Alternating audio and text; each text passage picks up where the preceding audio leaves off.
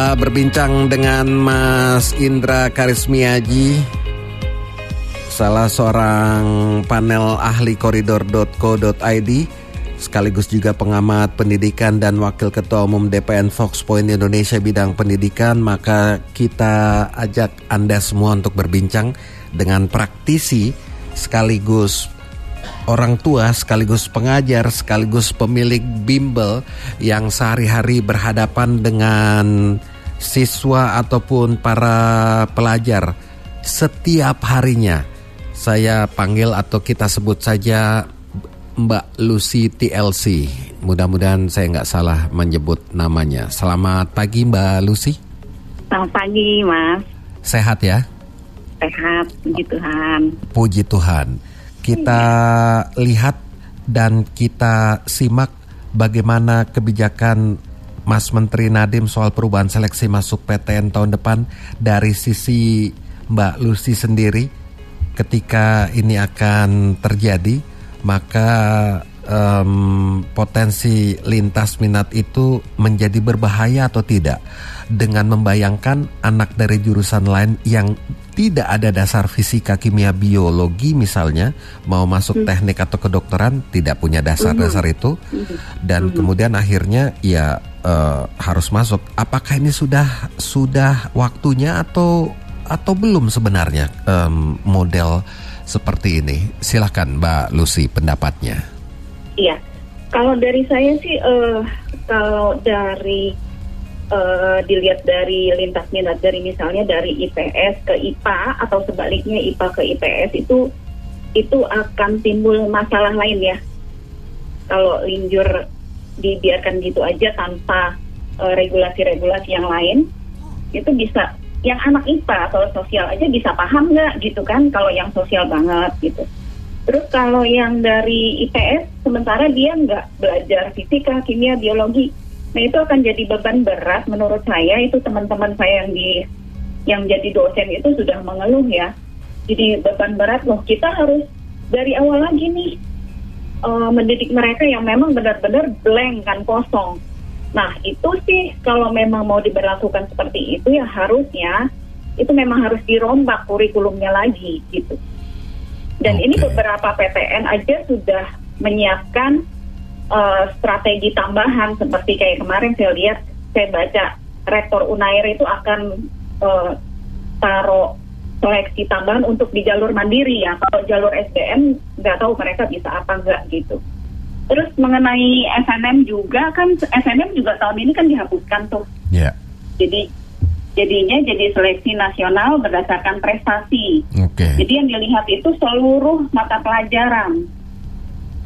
Jadi nggak, kalau tahun lalu kan yang dinilai itu hanya mata pelajaran yang berkaitan saja. Sekarang seluruh mata pelajaran di rata-rata. Gitu. Terus ya itu menurut saya kurikulum yang di PTN juga harus dirombak ya. Misalnya 4 semester paling enggak tuh buat belajar yang mereka benar-benar belum dapat di SMA. Nah itu akan tambah panjang nggak tuh gitu kan? Itu perlu dipertimbangkan lagi menurut saya gitu Mas. Ada beban yang kemudian mungkin bisa menjadi ekses bahwa di luar jam sekolah siswa menjadi butuh waktu yang lebih banyak lagi untuk mengikuti bimbingan belajar masuk perguruan tinggi. Kira-kira begitu nggak eksesnya Mbak Lucy? Kalau untuk sekarang saya rasa justru kalau untuk yang sekarang itu kan hanya TPS ya, tes potensi skolastik. Itu saya rasa nggak perlu bimbel juga nggak apa-apa gitu kan. Jadi yang sekarang itu yang dinilai itu critical thinkingnya kalau saya lihat.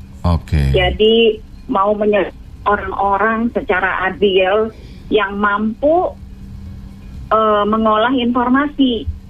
Jadi nanti mungkin soalnya panjang-panjang gitu. Kalau saya lihat itu gambarannya seperti asesmen nasional sekarang tuh kan soalnya sudah soal cerita gitu, critical thinkingnya. Jadi tes akademiknya udah, mata pelajarannya udah nggak ada lagi. Menurut saya sih nggak perlu bimbel juga nggak apa-apa. Nah ini yang menjadi bahan pertimbangan Bapak Menteri itu ingin adil ya, supaya semua orang nggak usah ikut bimbel, tapi bisa ikut tes, bisa berhasil mengerjakan soal-soal tes seperti itu. Oke. Dampak lain yang mungkin Mbak Lucy cermati dari apa yang akan terjadi dengan hadirnya kebijakan ini, khususnya bagi siswa yang ya sehari-hari Mbak geluti atau Mbak hadapi, seperti apa? Kalau dari sekarang itu, dari mulai masuk yang kelas 10, mulai tahun ini itu mereka sudah merasakan dampaknya ya. Kalau yang baru mulai tahun ini, kalau yang tahun kemarin itu mungkin baru diterapinnya dikit-dikit gitu ya. Kalau tahun ini mulai dari kelas 10 sudah tidak ada penjurusan lagi. Dan kalau saya lihat dari siswa-siswa saya itu, mereka mengeluh ya, jadi capek, jadi suruh belajar semuanya gitu. Kalau dulu kan sudah ada penjurusan, hanya yang mau IPA ya IPA aja belajarnya, yang IPS. Sekarang gitu kan. Tidak menjadi demikian ya, semuanya ya. Jadi semua harus belajar. Jadi saya nggak tahu nanti di kelas 11 atau 12 akan ada peminatan atau apa, saya belum tahu gitu kan. Tapi untuk yang sementara ini dirasakan anak kelas 10 itu ya, mereka merasa kok jadi nggak jelas gitu.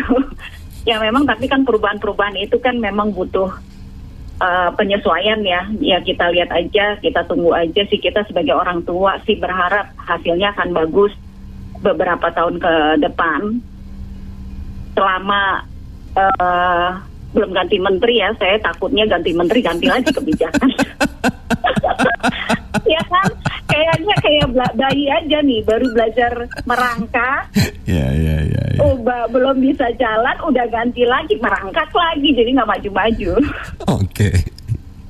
Gitu. Apa yang Mbak sampaikan di kalimat terakhir tadi sebenarnya menjadi punchline yang benar-benar pas untuk bisa saya samakan, ataupun frekuensinya kira-kira mirip-mirip ya, 11-12 gitu, tipis-tipis dengan apa yang tadi sudah disampaikan oleh panel ahli Mas Indra Karismiaji. Ganti kebijakan, ganti menteri, atau apa yang terjadi sebenarnya di dunia pendidikan Indonesia? Jangan-jangan kita seharusnya mempersiapkan cetak birunya atau grand design-nya atau blueprint-nya untuk sistem pendidikan nasional yang bisa berkelanjutan atau sustainable, sehingga siapapun menterinya cetak biru itu yang jadi patokan. Setuju nggak dengan itu? Iya, kalau saya lihat coba belajar di sekolah-sekolah di luar negeri itu ya, saya lupa negara mana, dia itu sistem pendidikan baru bisa berubah setelah sekian belas tahun sekali. Okay. Seperti itu. Nah kalau kita kan itu, Mbak Novi juga pernah tuh, kan anaknya pas angkatan tahun 2019 tuh, pas kita ngalamin perubahan tuh, pas dirubah benar-benar, tapi tahun ini lebih enak. Karena apa? Di awal sebelum lewat semester 1, Pak Nadiem sudah mengumumkan ini bakal berubah. Nah pas tahun 2019 itu benar-benar berubah gitu. Jadi bimbel-bimbel itu langsung gerabak gerubuk ya. Merubah semua modul-modulnya, dirubah. Cepat tapi mereka geraknya kan dirubah sesuai yang diarahkan gitu kan. Ternyata mau berubah sistemnya seperti ini. Mereka gerak cepat. Untuk siswa kan kayak percuma selama ini, gimana nih kita gitu kan. Udah belajar separuh jalan lebih itu. Kalau nggak salah 3 bulan sebelumnya baru diumumkan itu. Terus kalau yang tahun kemarin 2022 juga perubahan lamanya waktu mengerjakan soal. Sebelumnya kan tahun sebelumnya itu 2 menit lebih satu soal.